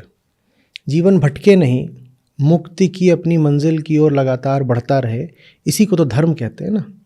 तो धार्मिक शिक्षा का अर्थ ही है जीवन को भटकाने वाली वृत्तियों की शिक्षा देना। और वो सब बातें मैंने कहा कि गीता के माध्यम से, संतवाणी के माध्यम से, उपनिषदों से, और बहुत सारे अन्य वेदांत विषयक ग्रंथ हैं जैसे अवधूत गीता, अष्टावक्र गीता, ऋभु गीता, इनके माध्यम से बहुत आसानी से दी जा सकती है। और बस इतना बदलाव कर दिया जाए, बहुत चीज़ें बदल जाएंगी। जी, यहाँ पे मेरा एक और सवाल आपसे ये आता है कि हमने गीता के महत्व की बात करी, शिक्षा में जो है उसको शिक्षा में जो है हम श्लोकों को ऐड करने की हमने बात करी कि 50-100 भी श्लोक अगर ऐड किए जाएंगे तो उससे जो है काफ़ी हमें भारी जो है अंतर देखने के लिए मिलेगा। यहाँ पर सवाल ये भी आता है कि हिंदू धर्म में हमने, या फिर रिलीजियस गुरुज को जिस तरह से हमने, मैं सिर्फ हिंदू धर्म की बात नहीं करूंगा, हमने रिलीजियस गुरुज को जिस तरह से, जिस छवि में देखा है पिछले कुछ दशकों में, ठीक है, वो छवि ज़्यादा ठीक नहीं रही है। तो जहाँ पर ही रिलीजियस टेक्स्ट या रिलीजियस किसी भी चीज़ की बात आ जाती है, सामने आ जाती है, तो वहाँ पे जो है पेंच कहीं ना कहीं फंसता दिखाई देता है। पेंच ऐसे फंसता दिखाई देता है कि ये लगता है कि ये शायद जो है गलत तरीके से शिक्षा ना दे रहा हो, ये शायद गलत व्यक्ति ना हो। तो एक छवि की बहुत बड़ी परेशानी जो है जुड़ी रही है। कौन कह रहा है कि पिछले 10-20 सालों में आपने जो गुरु लोग देखे हैं उनकी किताबों को पाठ्यक्रम में डाल दीजिए। हम कृष्ण की पुस्तक को डालने की बात कर रहे हैं ना, तो उसमें 10-20 साल कहाँ से आ गए? जी, लेकिन इसमें जो पढ़ा रहे हैं मैं उनकी बात कर रहा हूँ कि आप कृष्ण की वाणी जो पढ़ा रहे हैं उसके लिए हमको पारंपरिक सांस्कृतिक गुरु नहीं चाहिए, उसके लिए हमको सुशिक्षित विद्वान चाहिए, स्कॉलर्स चाहिए। ठीक है, हमको उसमें जो परंपरागत गुरु वगैरह हैं वो नहीं चाहिए, ना उनके हाथों में हमें अपने बच्चों को सौंप देना है। मैं उनकी बात बिल्कुल नहीं कर रहा। आप गीता का संबंध पुराने ढंग के गुरुओं वगैरह से क्यों जोड़ रहे हैं? गीता तो सर्वथा नवीन है, गीता आज की चीज़ है। गीता को आपको कोई ज़रूरी नहीं है कि अनिवार्य रूप से ये भी कहें कि हिंदुओं का ग्रंथ है। अगर आप उसको पाठ्यक्रम में लाना है तो आपको बस ये कहना पड़ेगा कि ये आध्यात्मिक ग्रंथ है। ठीक है, और वो बिल्कुल ठीक बात होगी। लोगों को अध्यात्म से भी समस्या हो तो आप कह दीजिए साहित्य है, उच्चतम स्तर का साहित्य है, एकदम उत्कृष्ट कोटि का बस साहित्य है। साहित्य तो पढ़ने में कोई समस्या नहीं ना, तो साहित्य की तरह पढ़ाओ, पर पढ़ाओ ज़रूर। जी, लेकिन यहाँ पे मैं एक और चीज़ आपसे पूछना चाहूँगा, धर्म गुरुओं की बात को फिर से रिफ्रेम करते हुए मैं पूछना चाहूँगा कि उन धर्म गुरुओं के बारे में आप क्या कहना चाहेंगे जिन्होंने शायद धर्म की छवि को भी पिछले कुछ समय में हानि पहुँचाई है? वो देखिए, मार्केट का रिस्पॉन्स है। हम लोग जब नकली माल ही और सस्ता माल ही खरीदना चाहें तो बाजार नकली और सस्ता माल सप्लाई करने लग जाएगा ना। ठीक है, आप देख जाएंगे छोटे शहरों में और कस्बों में तो अभी भी तो वहाँ पे बड़े ब्रांड चूँकि महंगे आते हैं तो वहाँ बड़े ब्रांड लोग नहीं खरीद सकते, तो वहाँ पर लोकल सस्ते और नकली ब्रांड ये भरे होते हैं दुकानों में। जूता होगा वो ABIDAS का होगा, इस तरह देखा है आपने ये सब। फिलिप्स होगा उसमें DLL होगा। तो ये सब क्यों है? ये इसलिए क्योंकि लोगों को वही चीज़ चाहिए, लोगों को जो चाहिए बाजार उसकी आपूर्ति कर देता है। क्या लोग ऐसे हैं कि एक सच्चे आदमी को बर्दाश्त कर पाएं? सच्चा आदमी आया तो उसको मार ही डालेंगे। भारत अकेला ऐसा देश रहा है जहां पे सच्चाई बोलने वालों को मारा नहीं गया हाल तक। नहीं तो दुनिया में बाकी जगहों पर देखिए ना, अब जिसने भी कोई साफ सही कड़ी बात बोली है उसको बहुत यातनाएं मिली हैं, उसके खिलाफ युद्ध हुए हैं, कहीं उसको मार ही दिया गया है। सुकरात को आपने देखा है, जीसस को आपने देखा है। वो क्यों होता है? क्योंकि लोगों को नकली आदमी चाहिए। तो मैं उस आदमी को दोष दूं या लोगों को दोष दूं? आपको कैसे पता कि सही बात बोलने वाले लोग आज भारत में हैं ही नहीं? आपको कैसे पता? आपको इसलिए नहीं पता क्योंकि उनका नाम मीडिया में नहीं आता। क्यों? क्योंकि मीडिया को भी नकली लोग चाहिए। आप पहले तो एक नकली आदमी को खड़ा करते हो, एक तरह से आप एक नकली आदमी को पैदा करते हो क्योंकि उसको पता है कि नकली होने में बहुत फ़ायदा है। फिर आप ही उसके सामने भीड़ लगा करके उसको बहुत बड़ा बना देते हो। आप ही की सरकार उसको तरह तरह के तमगे और ख्यातियाँ और पुरस्कार देती है। भारत रत्न नहीं दे दिया, यही छोटी बात है। नहीं तो कुछ भी आप दे सकते हो। एकदम नकली आदमी होगा उसको आप कुछ भी बांट रहे हो, ये सब कर रहे हो। ये आपने उसको खड़ा करा ना, अपने बूते को थोड़ी खड़ा हो पाता। हर नकली आदमी को राजनीतिक समर्थन प्राप्त है। असली आदमी को राजनीतिक पार्टियां समर्थन देने आएंगी क्या?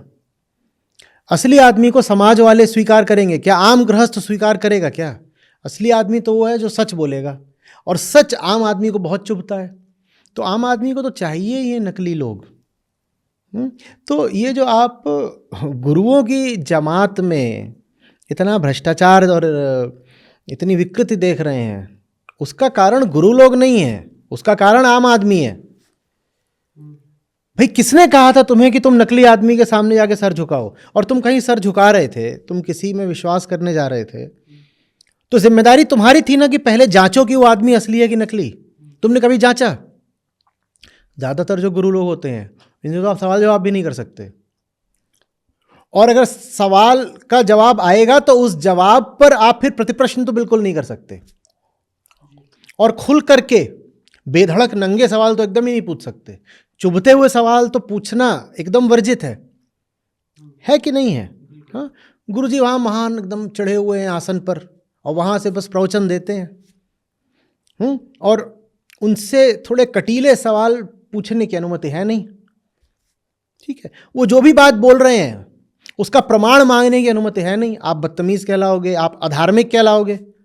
वहीं भीड़ में आपने प्रमाण मांग दिया तो आपकी लिंचिंग हो जाएगी, मार डालेंगे आपको वहीं पर, है ना। या फिर आप प्रमाण मांगोगे तो गुरुजी ऐसे हाँ हंस के बोलेंगे कि ये तो बालक है, इसको क्या, इसकी बालक बुद्धि है, प्रमाण मांग रहा है, श्रद्धा नहीं है इसमें। आपको ही मूर्ख ठहरा दिया जाएगा। दोष इसमें गुरु को दूं या उस जनता को दूं जिसे सिर्फ नकली और नकली गुरु ही चाहिए, है ना।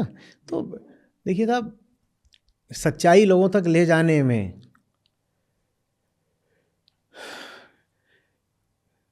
कितनी तकलीफ आती है थोड़ा बहुत मैं बता सकता हूं जी।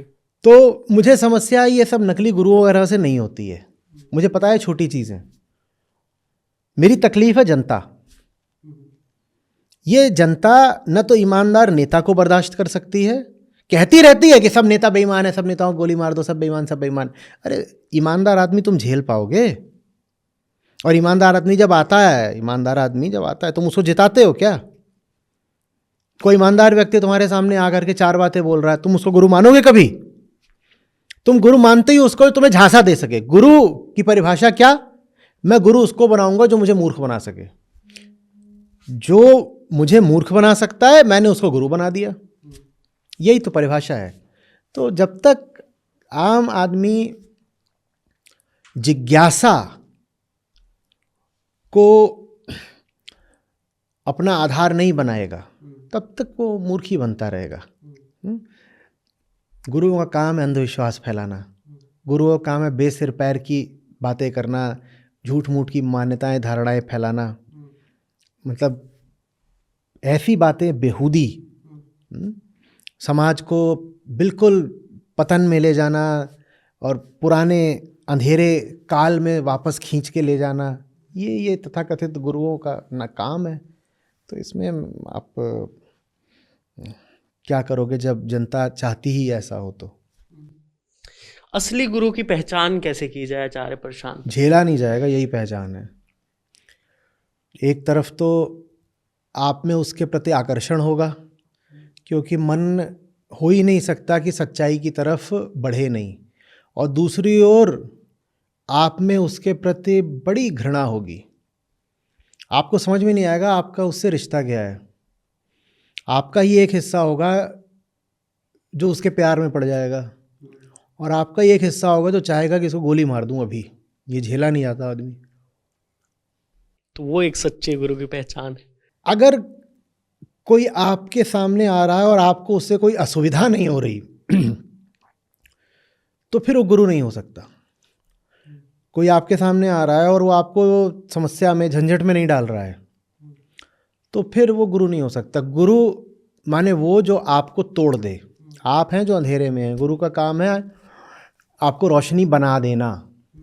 अंधेरे का काल होती है ना रोशनी, तो काल से प्रेम कौन कर सकता है? तो गुरु से घृणा तो होती ही होती है। कोई गुरु ऐसा है जो हर समय हंस रहा है और आप भी उसको देखते हैं और बस मुस्कुराने लग जाते हैं, तो ये कुछ नहीं है, ये नौटंकी और कुछ नहीं है। ये फरेब चल रहा है। गुरु तो एक तरफ उतना प्रीतिकर लगता है जैसे मुरलीधारी कृष्ण हो, कि उनकी ओर आप खिंचे जा रहे हैं। गुरु से ऐसी प्रीति होती है। साथ ही साथ गुरु से उतना ही डर लगना चाहिए जितना भैंसे पर बैठे यमराज से लगता है। तो गुरु वो है जिसमें कृष्ण और काल एक हो जाते हैं। उसमें आकर्षण है कृष्ण जैसा और उससे विकर्षण होगा आपको काल जैसा। लेकिन ये विकर्षण क्यों? मतलब आकर्षण तो मैं समझ पा रहा हूं कि मतलब पॉजिटिविटी की तरफ को आप आकर्षित हो सकते हैं, लेकिन विकर्षण क्यों गुरु के साथ में? अब क्यों? जैसे आपने भी पॉजिटिविटी बोल दिया, ये बात गलत है। मैं इस बात को यहीं पर काट दूं, आपको अच्छा तो नहीं लगेगा ना। बस इसलिए जो है गुरु से घृणा हो जाती है। बात पॉजिटिविटी की नहीं है। आकर्षण इसलिए होता है क्योंकि आपका ही एक हिस्सा है जो आपसे उबा हुआ है, आपका ही केंद्र है जो वैसा रहना ही नहीं चाहता जैसा वो है। हम सबसे ज़्यादा स्वयं से ही खफा हैं, इसलिए हमें कृष्ण के प्रति आकर्षण होता है। लेकिन हमें हमारी आदत भी लगी हुई है। हम अपने आप से बहुत नाराज हैं, लेकिन हमें हमारी आदत भी लगी हुई है। आदत का मतलब होता है जैसा चल रहा है मामला वैसे ही चलता रहे। हाँ, इसलिए हमें गुरु से डर भी लगता है, उससे नफरत भी होती है। वो हमको तोड़ देता है, हमको वैसा नहीं रहने देता जैसे हम हैं, और हमें वैसा ही रहने की आदत है जैसे हम हैं। तो इसीलिए गुरु बहुत बड़ा आदमी होता है। अब मेरा अगला सवाल आपसे ये है कि जैसे हम जीवन जीते हैं, ये सब इस सब से हट कर के है, जैसे हम जीवन जीते हैं तो बहुत सारी चीज़ें जो है नेसेसरी रहती हैं लाइफ में, ज़रूरी रहती हैं लाइफ में। जैसे कि घर हो गया, घर छत हो गई ऊपर, खाने के लिए रोटी हो गई, पानी हो गया, ठीक है। उसके अलावा जो है पैसा, क्या पैसा आपके लिए बहुत ज़्यादा ज़रूरी है? आप पैसे के बिना कुछ हो नहीं सकता? नहीं, पैसा ज़रूरी हो भी सकता है, नहीं भी हो सकता है। उसका करना क्या है इस पर निर्भर करता है। लेकिन पैसे को आप किस तरह से देखते हैं? पैसा क्या है? पैसा एक, जैसे आप बोल भी रहे हैं अभी कि साधन है, लेकिन उसके अलावा क्या है पैसा? पैसा मतलब साधन है, बस साधन है। पैसे से आप ये माइक लेके आए, माइक से आपने कुछ और करा। पता होना चाहिए कि अंततः ये सब करके आप पाना क्या चाहते हो। कोई पैसा खा तो सकता नहीं। पैसे से कुछ चीज़ खरीदी जाती है ना। क्या खरीद रहे हो, कहाँ खर्च कर रहे हो? अगर बचा भी रहे हो, नहीं कुछ खरीद रहे, तो कहाँ बचा रहे हो, किस हेतु बचा रहे हो, आगे कहाँ काम आएगा वो पैसा? तो पैसा तो साधन है जो साध्य की सेवा में लगा रहता है। साध्य अगर सही है तो पैसा उपयोगी है, और साध्य ही अगर गलत है तो वो जो पैसा आप कमा रहे हो वो आपको ही खा रहा है। देखिए, सबसे पहले जीवन में एक समुचित लक्ष्य, एक समुचित साध्य होना चाहिए। ठीक है, मुझे पाना क्या है, वो पाने के लिए पैसा जितना जरूरी हो जरूर कमाइए। और अगर आपको यही नहीं पता आपको जाना कहाँ है, तो बहुत सारा पैसा जेब में लेके घूमने से क्या मिलेगा। इतना जरूर होगा कि पैसा बहुत है तो आप कहीं ना कहीं उसको खर्च कर देंगे, और आपको मालूम नहीं कि आपको कहाँ खर्च करना है। तो जहाँ खर्च करेंगे वहाँ से अपने लिए कुछ गलत ही चीज़ ले आएंगे।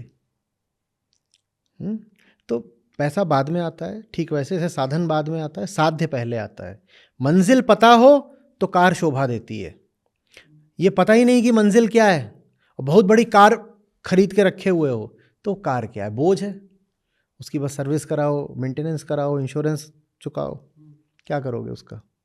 मंजिल तो पता हो ना। ज़्यादातर लोगों के पास मंजिल नहीं होता, मंजिल है नहीं, कारें बड़ी बड़ी हैं, क्या जी रहे हो। तो जिंदगी की क्या मंजिल है आचार्य प्रशांत? जीवन की मंजिल है जीवन से ही मुक्ति, क्योंकि जीवन का अर्थ होता है जीव जैसा पैदा हुआ था उसका वैसे ही चलते रहना। हम जानवर समान पैदा होते हैं और उसी जानवर समान जीवन को ही हमें समाप्त करना है। जीवन माने वो सब कुछ जो किसी भी जीव में पाया जाता है। क्या पाया जाता है? पैदा होते ही बच्चा डरा हुआ होता है, बच्चा भ्रमित होता है, अज्ञानी होता है, बच्चे में मोह होता है, स्वार्थ होता है, ईर्ष्या होती है, माने पूरा नरक होता है उस बच्चे में जब वो पैदा हुआ है।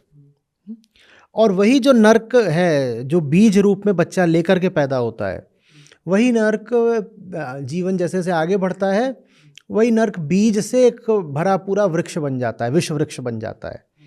तो जीवन मुक्ति का अर्थ है जानवर पैदा हुआ था, जानवर से मुक्त हो गए, इंसान है, अब इंसान है। जीवन मुक्ति को एक अर्थ में आप कह सकते हैं दूसरा जन्म। पहला जन्म होता है जानवर का, दूसरा जन्म होता है इंसान का। ज़्यादातर लोग बस पहला ही जन्म लेते हैं, और ऐसे लोग जो एक ही जन्म लेते हैं और जानवर समान ही जीते रहते हैं, ऐसों को ज्ञानियों ने कहा है कि इन्होंने कोई जन्म नहीं लिया, ये बिना जिए ही मर गए। और आगे जाके कहते हैं ये बिना पैदा हुए ही मर गए।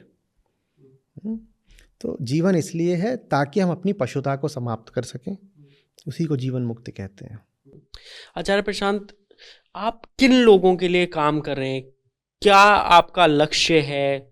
क्या टारगेट, जो जनता आपकी टारगेट है, वो कौन लोग हैं जिनके लिए आप काम कर रहे हैं, जिनके लिए अद्वैत फाउंडेशन है? वो व्यक्ति जो खुद भी बेवजह दुख में है और दूसरों के लिए भी दुख का कारण बन रहा है। हर वो व्यक्ति जो स्वयं का भी नाश कर रहा है और पूरी पृथ्वी का, पर्यावरण का, सब प्रजातियों का, पशुओं का, पक्षियों का नाश कर रहा है, मैं उनके लिए काम कर रहा हूँ। इसी बात को और व्यवस्थित तरीके से आप अगर देखेंगे तो संस्था ने वेबसाइट पर लिख दिया है कि आचार्य जी काम करते हैं पशुओं पक्षियों के लिए, क्योंकि उनके लिए काम करने वाला कोई नहीं, और उनके पास पैसा नहीं होता तो कोई उनके लिए काम क्यों करे। वो वोट भी नहीं डाल सकते तो उनके लिए कोई काम क्यों करे। उनके पास ज़बान भी नहीं होती, कोई उनके लिए काम क्यों करे। तो एक तो उनके लिए काम करना ज़रूरी है। दूसरा जो वर्ग है युवाओं का, जो ज़िंदगी के बड़े नाजुक चौराहों पर खड़े होते हैं, एक के बाद एक जिन्हें कठिन निर्णय लेने होते हैं, और वो बहुत सारे निर्णय ऐसे होते हैं जिनको अगर ठीक ना लिया जाए तो ज़िंदगी तबाह कर देंगे, और उन पर भी बहुत ध्यान नहीं दिया जाता क्योंकि युवा हैं तो अधिकांशतः बेरोज़गार हैं, तो उनसे भी किसी को क्या आर्थिक लाभ वगैरह होगा। इसी श्रेणी में फिर एक वर्ग महिलाओं का भी आ जाता है। ख़ासतौर भारत में जो महिलाएं हैं वो अशक्त ही हैं, बहुत कम महिलाएं हैं जो कमाती हैं।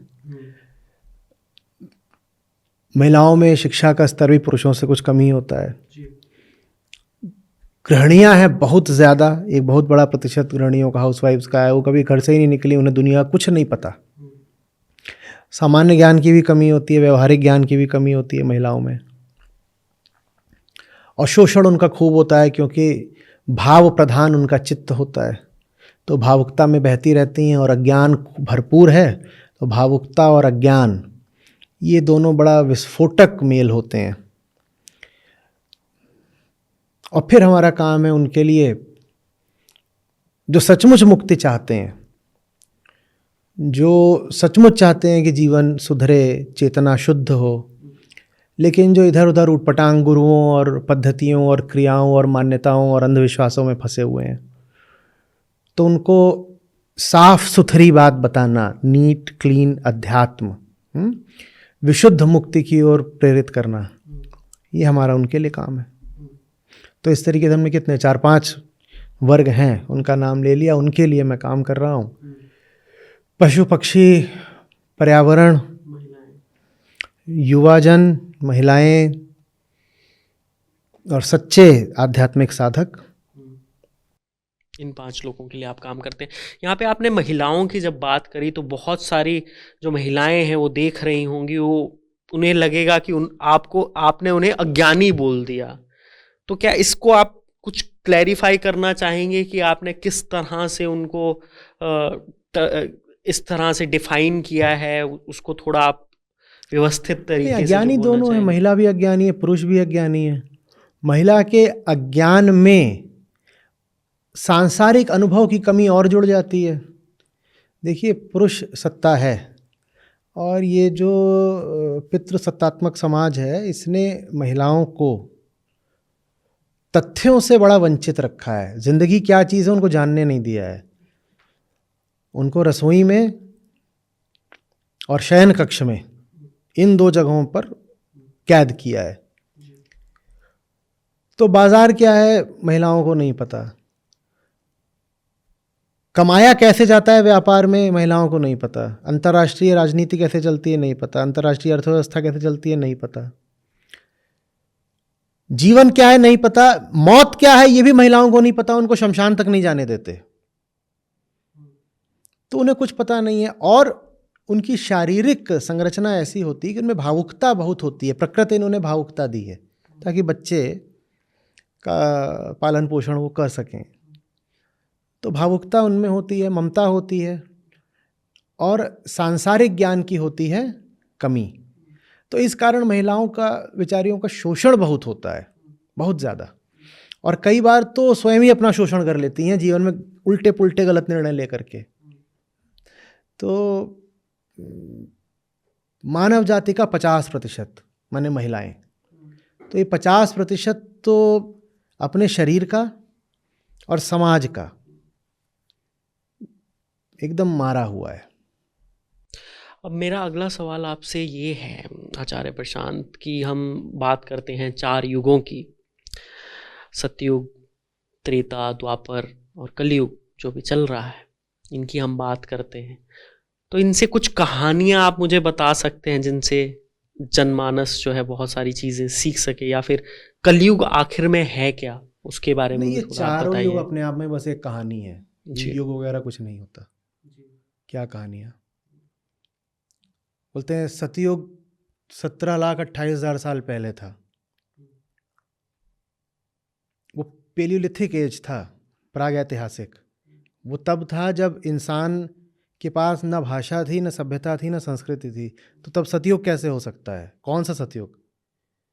तो ये सब ऐसे ही है, बेकार की बातें। ये कहीं वेदों उपनिषदों में वर्णित भी नहीं है।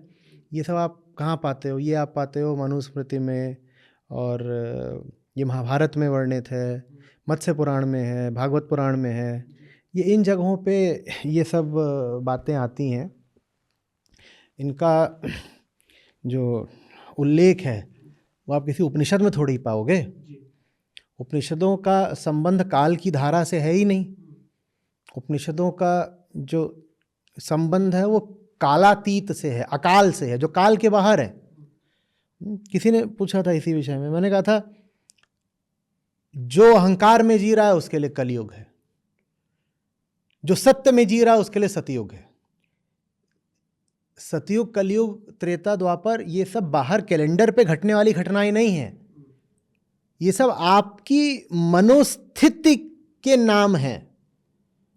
समय क्या है? मन ही समय है, मन ही समय है ना। तो सब युग क्या है? मन हुए। जब मन ही समय है, ठीक है। काल काल सब कहें, काल न चीन्हे कोय, जेती मन की कल्पना, काल कहावे सोए। तो काल बराबर मन। महानारायण उपनिषद का है, नाहम कालस्य अहमेव कालम। मन ही काल है। काल माने समय। तो जितने युग हुए, युग माने भी मन। हाँ, तो सतयुग माने सत मन, कलयुग माने कली मन। तो जैसा मन है वैसा युग चल रहा है। यहीं बैठे बैठे किसी के लिए सतयुग चल रहा है, किसी के लिए द्वापर चल रहा है, त्रेता चल रहा है। जो जैसा है उसके लिए वैसा युग चल रहा है। भाई सतयुग में अवतार हुए, हम चारों युगों के साथ चार अवतारों का संबंध हम बनाते हैं, ठीक है। अच्छा, तो राम के ही युग में हनुमान भी हैं, रावण भी हैं। कृष्ण के ही युग में अर्जुन भी हैं और शकुनी भी हैं। अब कृष्ण के होने भर से युग बदल गया क्या? अर्जुन के लिए एक युग चल रहा है, अर्जुन को गीता मिल रही है। वहां शकुनी बैठा है, उसके लिए तो कलयुग ही चल रहा है। कृष्ण सामने है लेकिन चल रहा है। आप ये थोड़ी कहोगे कि द्वापर त्रेता चल रहे हैं। कृष्ण सामने होंगे लेकिन चल रहा है कलयुग। राम सामने होंगे पर शूर्पणखा के लिए और रावण के लिए क्या चल रहा है? उनके लिए तो कलयुग ही चल रहा है ना। तो युग कहीं बाहर नहीं होता। ये द्वैत में बड़े से बड़ा भ्रम है। यही तो अद्वैत आपको समझाता है। काल यहाँ है, काल माने समय यहाँ है, बाहर नहीं है। वो जो घड़ी टिक टिक टिक टिक टिक कर रही हो, घड़ी बाहर नहीं है, घड़ी यहाँ है। कैलेंडर बाहर नहीं है, कैलेंडर यहाँ। ये बात समझ में नहीं आती, आम अनुभव की बात नहीं है ना। तो आप किसी से ही बोलेंगे कि पागल हो गए हो क्या? समय तो चल ही रहा है, मौसम बदल रहे हैं, दिन महीने बीत रहे हैं, तो समय तो बाहर ही चल रहा है ना। नहीं, अध्यात्म में इसी बात को तो गूढ़ चिंतन, मनन, निधिध्यासन, अभ्यास से समझना पड़ता है। समय बाहर नहीं है, समय भीतर है। असल में जो बस इतनी सी बात समझ गया कि समय बाहर नहीं, समय भीतर है, वो आध्यात्मिक हो गया। और जो आदमी अभी तक समय को बाहरी वस्तु मान रहा है, वो कहीं से आध्यात्मिक नहीं है, वो बहुत स्थूल संसारी है। तो सतयुग वगैरह सब यहाँ हमारे भीतर की अवस्था के नाम है। और सत्य को समर्पित हैं आप तो सतयुग में जी रहे हैं, बस इतनी सी बात है। आचार्य प्रशांत, हम अपने इंटरव्यू के अंत की तरफ को बढ़ चले हैं। यहाँ पे मेरा एक सवाल है आपसे कि श्री कृष्ण और राम की हमने अभी पिछले ही सवाल के जवाब में बात की, तो श्री कृष्ण और राम में आपको सबसे ज़्यादा प्रिय कौन है? दोनों एक हैं, फिर हम भेद कैसे कर सकते हैं जी। भेद अगर कर रहे हैं तो हम उनको प्रकृति का हिस्सा बनाए दे रहे हैं ना। सारे भेद, सारी विविधताएं प्रकृति के आयाम में पाई जाती हैं। तो राम और कृष्ण में भी हमने अगर भेद कर दिया तो हमने उन्हें प्रकृति का पदार्थ बना दिया, हमने उनको भी फिर भौतिक सांसारिक बना दिया। राम कौन है? आप संतों की बात सुनेंगे तो कहेंगे राम चार होते हैं, और आम आदमी जो सबसे निचले तल के राम है, बस उन्हीं के साथ ही संबंध बना पाता है। जो ऊंचे राम है उन्हीं संबंध नहीं बना पाता है। तो सबसे जो आरंभिक तल के राम हैं वो हैं दशरथ के बेटे माने व्यक्ति। जो उनसे ऊपर के राम हैं वो हैं प्रत्येक जीव के भीतर जो अहंकार होता है, मैं जो बोलता है, जो मैं बोलता है, वो राम है। और फिर उनसे भी ऊपर जो राम है वो है वो अहम वृत्ति, जो कि व्यक्तिगत अहंकार बनती है अलग अलग जीवों में। और फिर जो वास्तविक राम है, जो असली राम है, वो है आत्मा, सत्य मात्र, सत्य मात्र, जो कि सबसे निराले हैं, जिनको कोई स्पर्श नहीं कर सकता, जो व्यक्ति नहीं है, जो व्यक्तित्व नहीं है, जो वृत्ति भी नहीं है, और जिनकी कोई छवि नहीं हो सकती, जिनका कोई नाम नहीं हो सकता, जिनके बारे में कुछ कहा ही नहीं जा सकता, वो राम है। और यही बात श्री कृष्ण अपने बारे में बोलते हैं गीता में कि मैं वो हूं जो चिंतन से परे है, जो मनन से परे है, जो इंद्रियों से परे है, मैं वो हूं अर्जुन। तो कृष्ण और राम एक हो गए ना, सत्य दो तो होते नहीं। राम सत्य हैं, कृष्ण सत्य हैं, तो राम और कृष्ण एक ही तो हुए। तो फिर मुझे समझ में नहीं आता ये कौन से लोग हैं जो कृष्ण और राम में भी भेद कर लेते हैं और तुलना कर लेते हैं और इसके भी गुण बता देते हैं और उसके भी गुण बता देते हैं। स्वयं बोल रहे हैं दोनों ही। आप योग वाशिष्ठ में जाइए, वहाँ आपको राम का वृत्त मिलेगा। आप भगवत गीता में जाइए, वहाँ कृष्ण की बात, दोनों स्वयं ही बोल रहे हैं कि भाई हमको शरीरी मत मान लेना, हमको प्राकृतिक माने सगुण मत मान लेना, हम निर्गुण निराकार ब्रह्म हैं। वो स्वयं बोल रहे हैं। अब ब्रह्म तो एक ही होता है, ब्रह्म में कहाँ से आपने भेद ले लिए? तो राम और कृष्ण एक ही हैं मेरे लिए, और सत्य से मुझे प्रेम है तो राम कृष्ण शिव सबसे मुझे प्रेम है। कभी मैं एक धुन लग जाती है तो राम राम राम राम बोले जाता हूँ। कभी ऐसा होता है कि महीने भर बस शिव मात्र सत्य हैं, पर मैं कभी शिव बोलूँ कभी राम बोलूँ, बात एक ही होती है, एक ही है। जिसकी धुन लगी रहती है उसी को मन जपता है। इनमें कोई भेद नहीं करने चाहिए। अब यहाँ पे ना आपने बहुत इंटरेस्टिंग चीज़ बोली कि कोई भेद नहीं करना चाहिए दोनों में, लेकिन लोग जो है ये इष्ट देवों वाला कॉन्सेप्ट लेके आते हैं कि मेरा तो इष्ट देव जो है ये है। इष्ट माने क्या होता है? इच्छा, इच्छा, हाँ, जो पसंद हो, इष्ट, इष्ट। अरे भाई, दैवीयता की पहचान ये है कि वो आपको आपकी पसंद और नापसंद से मुक्त कराती है। तो ये इष्ट देव की क्या बात है? कृष्ण कहते हैं कि भगवत गीता में कि तुम जिन भी देवी देवताओं की ओर जाते हो ना, वास्तव में जाते तुम मुझे ही खोजते हुए हो, खोजते मुझे हो, फंस मेरी माया में जाते हो। तुम्हारी कोई भी कामना हो, किसी भी दिशा में तुम्हारी कोई भी कामना हो, वास्तव में तुम कृष्ण की ही कामना कर रहे हो, बस तुमको समझ नहीं है, बोध नहीं है। तो कामना कृष्ण की कर रहे हो लेकिन फंस कृष्ण की माया में गए हो। तो इष्ट वगैरह कुछ नहीं, निष्काम कर्म, निष्काम कर्म। और निष्काम कर्म का आधार क्या होता है? आत्मज्ञान। भीतर आत्मज्ञान है तो बाहर निष्काम कर्म है, यही कुल अध्यात्म है। जी, बहुत बहुत शुक्रिया आचार्य प्रशांत जी। हमारे साथ थे आचार्य प्रशांत, जिनसे हमने कई मुद्दों पर बात की, बहुत गहरी बात की। उम्मीद करता हूँ आप सब लोगों को बहुत पसंद आया होगा जिन जिन विषयों पर हमने इनसे खुलकर काफ़ी चर्चा की, काफ़ी लंबे वक्त तक हमने चर्चा की। और मैं बहुत खुश हुआ आज आचार्य प्रशांत, आपने अपने विचार जो है बहुत खुल के रखे। आपने अपने निजी जीवन के बारे में भी ऐसी कई चीज़ें बताई जो शायद आज से पहले आप कभी किसी के सामने नहीं बोले थे। तो हमारे दर्शकों के लिए आप कुछ कहना चाहते हैं तो वो आप बोल सकते हैं। बस कहना था सो कह दिया, अब कुछ कहा न जाए। एक गया दूजा रहा, दरिया लहर समाई। बहुत बहुत शुक्रिया आपका मेरे साथ में जुड़ने के लिए। मैं भरत आपसे फिर से मुलाकात करने के लिए आऊँगा बहुत जल्द।